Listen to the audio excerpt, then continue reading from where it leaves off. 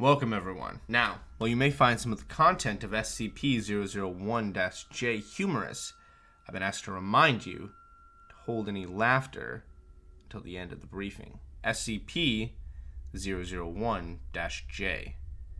Object Class: Keter. Special Containment Procedures. The location of Site-00, where SCP-001-J is to be kept, must remain an absolute secret.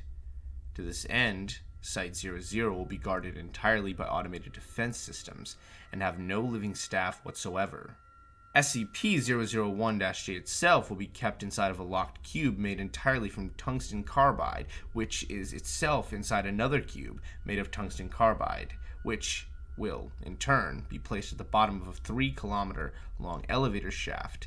Multiple molly guards have been carefully placed over SCP-001-J, and the robots in Site-00 will be prepared to replace these guards if needed.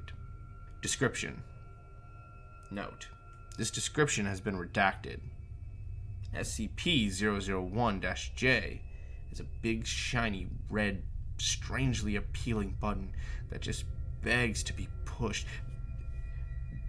Description: SCP-001-J is a self-destruct mechanism that Foundation scientists believe is powerful enough to destroy reality itself, consisting of a circular red button set into a metal case.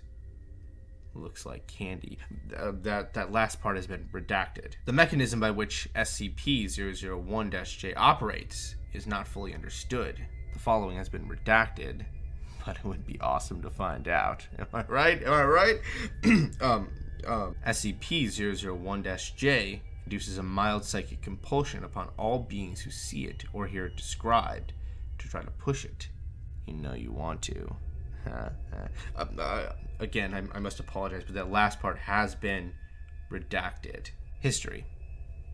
SCP-001-J was first discovered by President in an elevator car. At that time, SCP-001-J looked exactly as it does now, except for the addition of a sticky note that said, "If you push this button, you'll destroy everything." The President managed to fight his compulsion to press SCP-001-J long enough to remove SCP-001-J from the elevator and lock it in the closet in his office. Afterwards, he contacted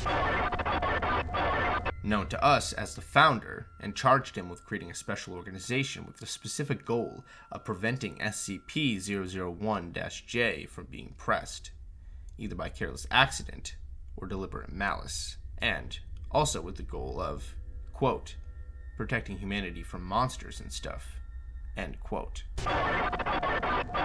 Took SCP-001-J and hid it under a pile of old socks in his basement. He spent the remainder of his life sitting on his porch using a shotgun to fend off miscreants on his lawn who were suspected of being SCP-001-J sympathizers.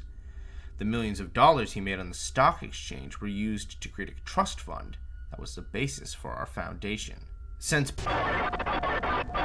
died and the Foundation was set up to replace him, there have been attempts to press SCP-001-J before Site-00 was relocated to Antarctica. That has since been redacted, and the data for the new location expunged.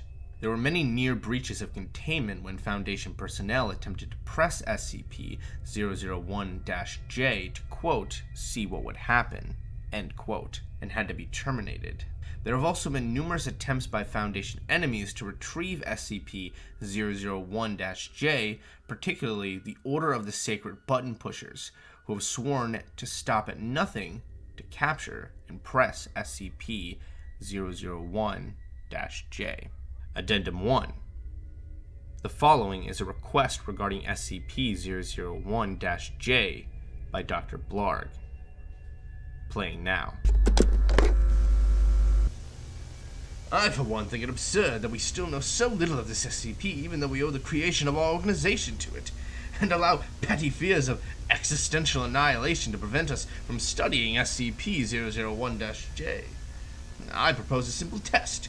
Using a remote-controlled drone, we will gently tap the outer surface of SCP-001-J.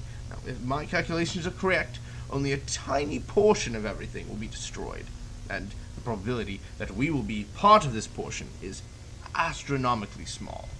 Addendum 2. Denied. Report to the psych ward immediately. Addendum 3. Recently, many instances of objects that superficially resemble SCP-001-J have appeared on the internet and elsewhere. Although they seem to share the mimetic effects of SCP-001-J, reality-destroying properties have not been confirmed. Research into the possibility of using these devices as preventative measures against people pushing SCP-001-J has been postponed due to the number of researchers who started pushing buttons and refused to stop. Addendum 4. In relation to Addendum 3, researchers unable to stop pushing SCP-001-J lookalikes appear to have a chronic addiction, and that they are now physically reliant on pushing SCP-00-1 lookalikes. The affected have been admitted to hospital for Foundation monitoring. Further research is recommended, but how it should be carried out is a subject of further discussion. Thank you for attending the briefing. Let this be a cautionary tale against pushing buttons for which you don't know the purpose of. You are dismissed.